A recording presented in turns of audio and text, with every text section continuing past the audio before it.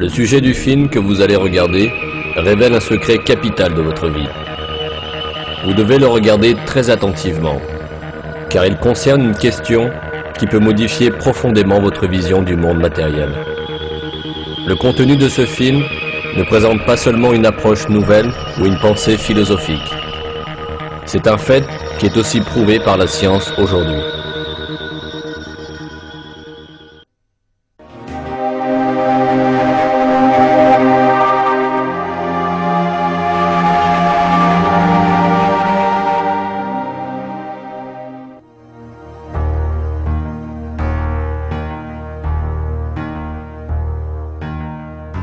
L'homme est conditionné dès le début de sa vie à considérer que le monde où il vit possède une réalité matérielle absolue. Il grandit donc sous l'influence de ce conditionnement et construit toute sa vie sur cette vision des choses. Les découvertes de la science moderne ont toutefois révélé une réalité significative totalement différente de ce qu'on suppose habituellement.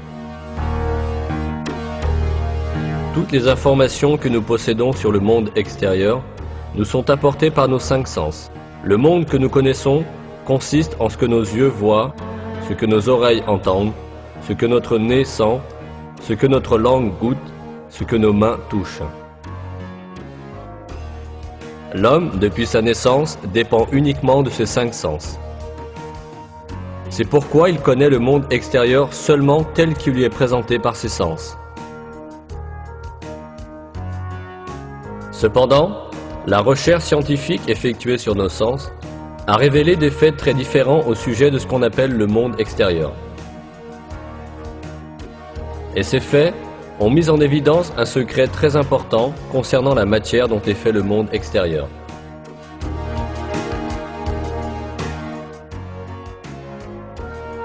Le penseur contemporain Frédéric Wester explique le point où la science est parvenue à ce sujet.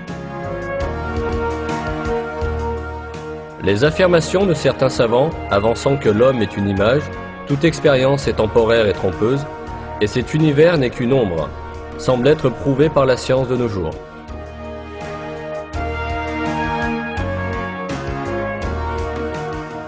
Afin de mieux saisir ce secret derrière la matière, rappelons ce que nous savons de notre sens de la vue, qui nous apporte la majeure partie de nos informations sur le monde extérieur.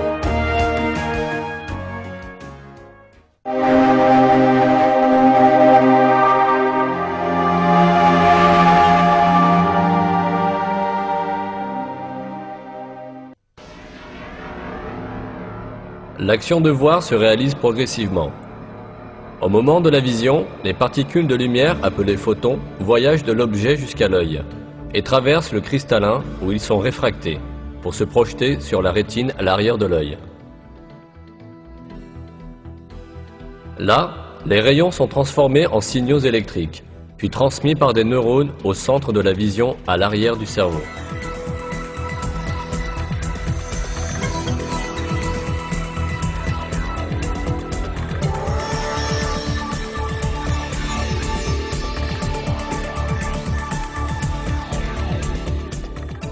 L'action de voir se déroule en réalité dans ce centre du cerveau.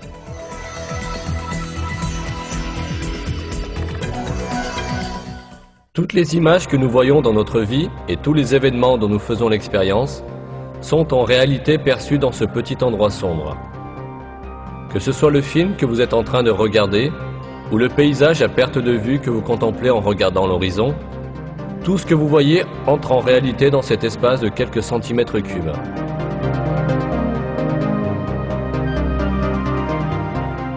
Réfléchissons attentivement à ces informations. Lorsque nous disons « nous voyons », ce que nous voyons, c'est en réalité l'effet que les rayons atteignant nos yeux produisent dans notre cerveau, lorsqu'ils sont convertis en signaux électriques. Quand nous disons « nous voyons », nous observons en réalité les signaux électriques dans notre cerveau. Il faut d'ailleurs ici rappeler un autre fait. Le cerveau est fermé à la lumière et son intérieur est totalement sombre. Par conséquent, jamais le cerveau ne peut être en contact avec la lumière elle-même. Nous pouvons prendre un exemple pour expliquer cette situation intéressante. Supposons que devant nous se trouve une bougie allumée, dont nous voyons la lumière. Pendant la période où nous voyons la lumière de la bougie, l'intérieur de notre crâne et notre cerveau sont dans l'obscurité totale. La lumière de la bougie n'illumine jamais notre cerveau et notre centre de vision.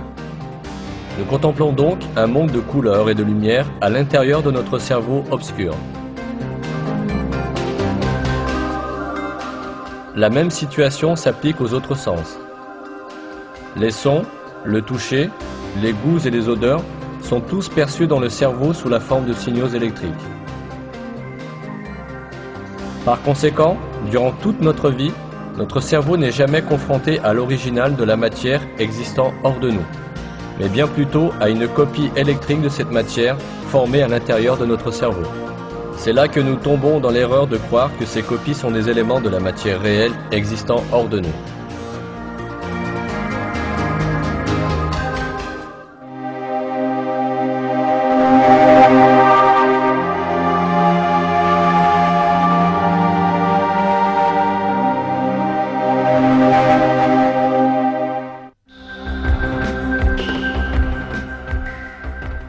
Ces faits physiques nous amènent à une conclusion indiscutable.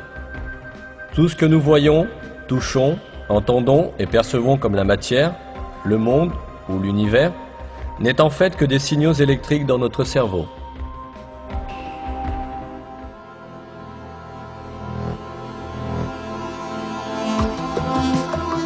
Par exemple, nous voyons un oiseau dans le monde extérieur. En réalité, cet oiseau n'est pas dans le monde extérieur, mais dans notre cerveau. Les particules de lumière se reflétant de l'oiseau atteignent notre cerveau, où elles sont converties en signaux électriques. Ces signaux sont transmis par des neurones au centre de la vision dans le cerveau. L'oiseau que nous voyons est en réalité les signaux électriques à l'intérieur de notre cerveau. Si les nerfs optiques allant jusqu'au cerveau étaient déconnectés, l'image de l'oiseau disparaîtrait subitement. De la même manière, les bruits d'oiseaux que nous entendons sont aussi dans notre cerveau. Si le nerf reliant l'oreille au cerveau était déconnecté, il n'y aurait plus de son. Autrement dit, l'oiseau, dont nous voyons la forme et dont nous entendons le son, n'est rien d'autre que l'interprétation de signaux électriques par le cerveau. Un autre point qu'il faut considérer ici est la perception de la distance. Par exemple, la distance entre vous et cet écran n'est rien d'autre qu'une sensation d'espace formée dans votre cerveau. De même, des objets qu'une personne pense être très lointains sont en réalité des images accumulées à un point du cerveau.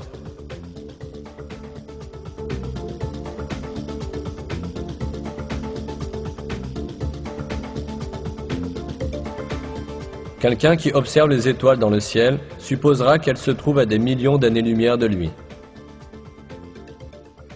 Or, les étoiles sont à l'intérieur de lui-même, dans le centre de la vision de son cerveau.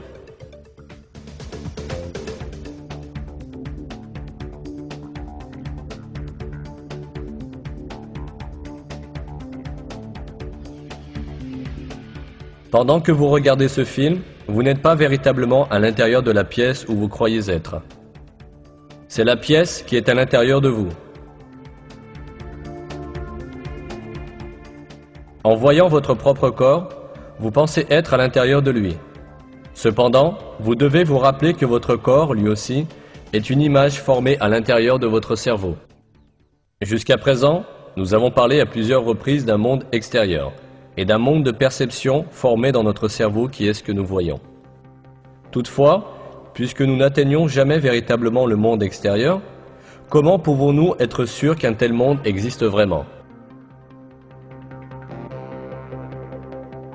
Nous ne pouvons pas en être sûrs. La seule réalité à notre portée est le monde de perception situé à l'intérieur de notre esprit.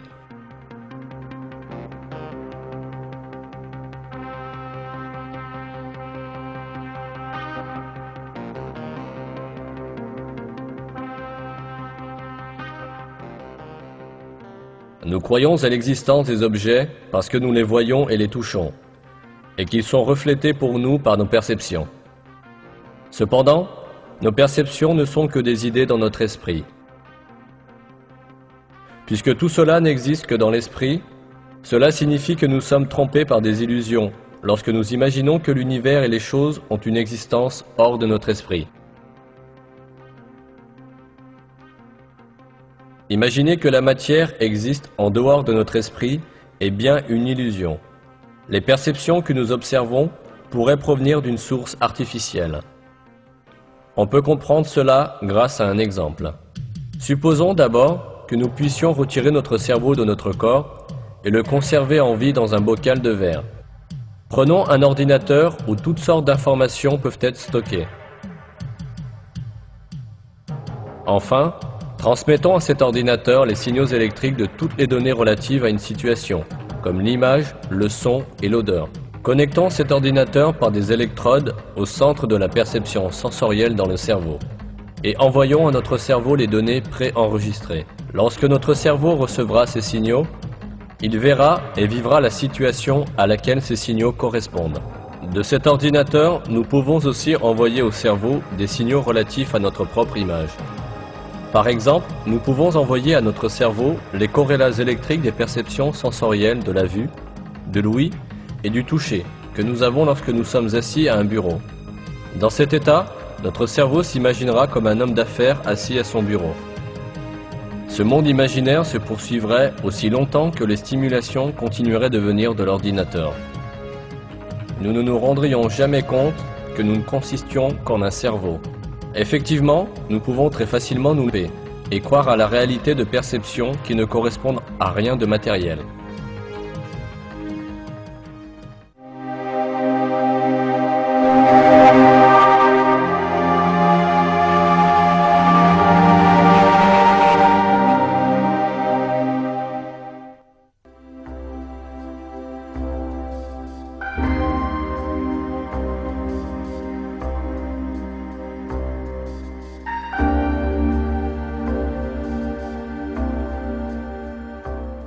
La réalité est tout ce qui peut être touché par la main et vu par l'œil. Dans vos rêves, vous pouvez aussi toucher avec la main et voir avec l'œil. Mais en réalité, vous n'avez ni main ni œil, et il n'y a rien à toucher ni à voir. Néanmoins, en prenant ce que vous percevez dans votre rêve pour des réalités matérielles, vous êtes tout simplement trompé.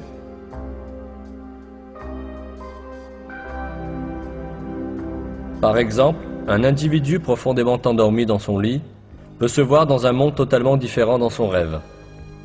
Il peut rêver qu'il est un pilote aux commandes d'un avion géant, ou même faire de gros efforts pour diriger cet avion. En réalité, il n'aura pas fait un pas hors de son lit. Dans ses rêves, il pourra visiter d'autres lieux et rencontrer ses amis, parler avec eux, manger et boire en leur compagnie. C'est seulement lorsque le dormeur s'éveille de son rêve qu'il se rend compte que ce n'était que des perceptions. Si nous sommes capables de vivre facilement dans un monde irréel pendant nos rêves, cela peut tout aussi bien être vrai du monde où nous vivons.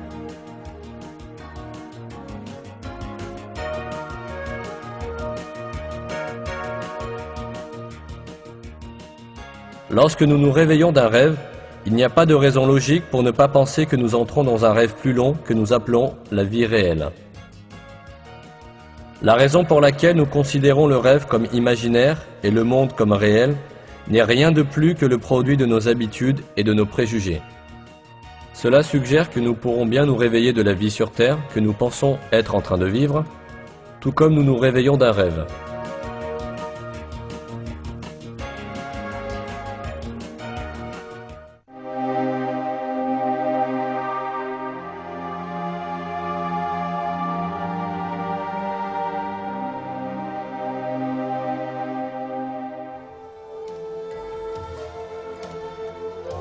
Après tous ces faits physiques, se pose une question de première importance. Si tous les événements physiques que nous connaissons sont intrinsèquement des perceptions, qu'en est-il de notre cerveau? Puisque notre cerveau est fait de matière tout comme nos bras, nos jambes et tout autre objet, il doit aussi être une perception comme tous les autres objets. Un exemple rendra les choses plus claires. Imaginons que nous allongions les nerfs qui vont jusqu'à notre cerveau et que nous sortions notre cerveau de notre tête pour le mettre là où nous pouvons le voir avec nos yeux. Dans ce cas, nous serions capables de voir aussi notre cerveau et de le toucher avec nos doigts. Ceci nous permet de comprendre que notre cerveau, lui non plus, n'est rien d'autre qu'une perception formée par les sens de la vision et du toucher. Alors, quelle est la volonté qui voit, entend et perçoit tous les autres sens, si ce n'est pas le cerveau?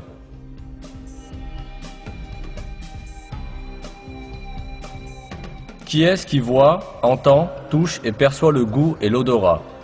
Qui est cet être qui pense, raisonne, a des sentiments et en plus dit « je suis moi ». L'un des grands penseurs de notre époque, Karl Pribram, pose aussi la même question. Depuis les Grecs, les philosophes pensent au fantôme dans la machine, au petit homme dans le petit homme, etc.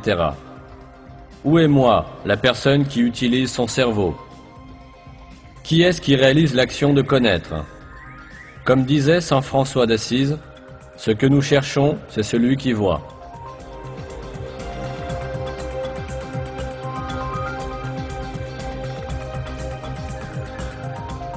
En fait, cet être métaphysique qui utilise le cerveau, qui voit et qui sent, c'est l'âme. Ce que nous appelons le monde matériel est l'ensemble de perceptions vues et senties par cette âme. Tout comme le corps que nous possédons et le monde matériel que nous voyons dans nos rêves n'ont pas de réalité physique, l'univers que nous occupons et les corps que nous possédons maintenant n'ont pas non plus de réalité physique. Le véritable être absolu, c'est l'âme. La matière consiste simplement en des perceptions ressenties par l'âme. Oui, même si nous partons avec l'hypothèse que la matière est réelle, les lois de la physique, de la chimie et de la biologie nous conduisent toutes au fait que la matière est faite d'une illusion et à l'inévitable réalité d'une matière métaphysique. C'est cela le secret de la matière.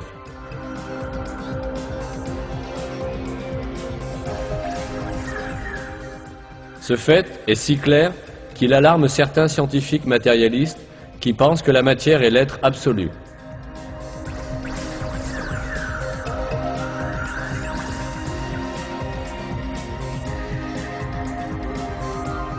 L'écrivain scientifique Lincoln Barnett dit dans son livre « L'univers et Einstein » tout comme les philosophes qui réduisent toute réalité objective à un monde illusoire de perception, les scientifiques ont pris conscience des limites inquiétantes des sens de l'être humain.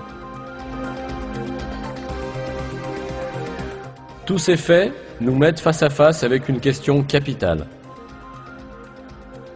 Si ce que nous reconnaissons comme le monde matériel est seulement composé de perceptions données à notre âme, alors quelle est la source de ces perceptions? En répondant à cette question, nous devons prendre en compte le fait que la matière n'a pas une existence autonome, mais est une perception. Par conséquent, cette perception a dû être causée par une autre force, ce qui veut dire qu'elle a dû être créée. De plus, cette création doit être continuelle. S'il n'y avait pas une création continue et cohérente, alors ce que nous appelons la matière disparaîtrait et serait perdu. On peut comparer cela à un téléviseur où une image apparaît aussi longtemps que le signal continue à être émis. Si l'émission du signal s'arrête, l'image sur l'écran disparaîtra aussi.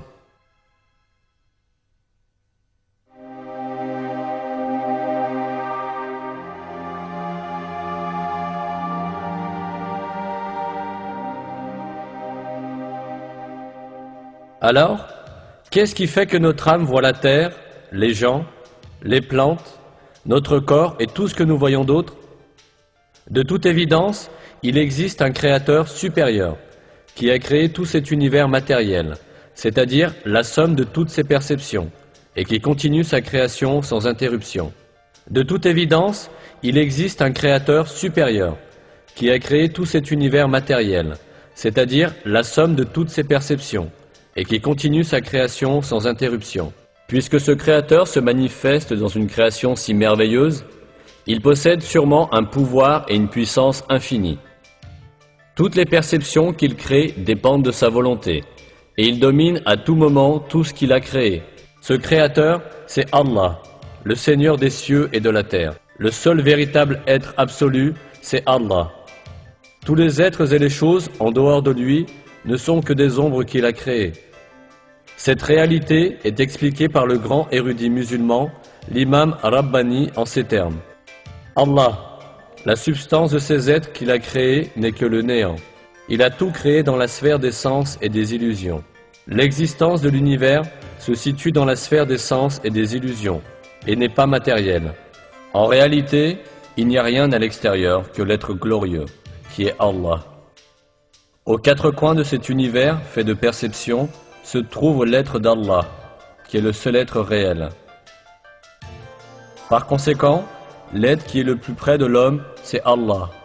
Ce fait est expliqué dans le Coran par le verset « Nous avons créé l'être humain, et nous sommes plus proches de lui que sa veine jugulaire.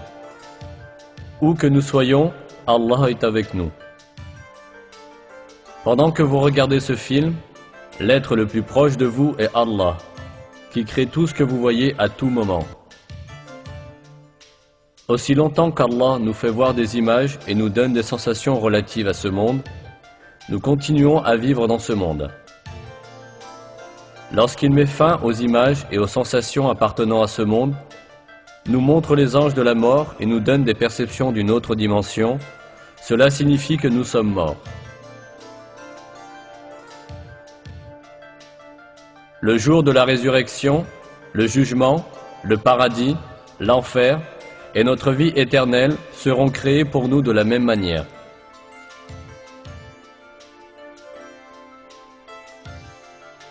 Créer tout cela est très facile pour Allah, qui nous montre, dans ce monde même, l'épreuve de son pouvoir éternel et de sa science infinie.